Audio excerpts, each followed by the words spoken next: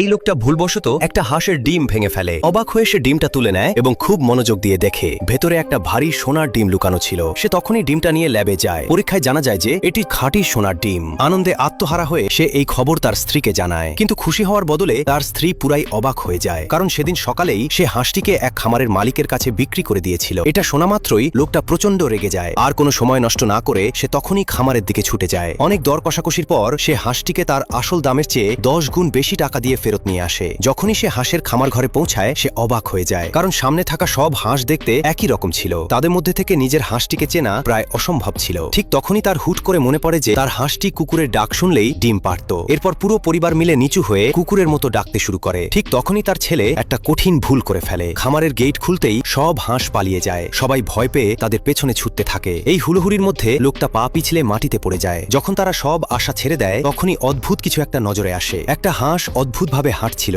যা ঠিক তার ছেলের পেছনেই ছিল। নিশ্চিত হওয়ার জন্য লোকটা আবারও কুকুরের মতো ডাকে এবং পরের মুহূর্তেই হাঁসটি তার সামনে ডিম পেড়ে দেয়। ডিমটি ভাঙতেই দেখা যায় ভেতরে আবারও একটি সোনার ডিম রয়েছে। পার্ট 2 দেখতে সাবস্ক্রাইব করে রাখুন।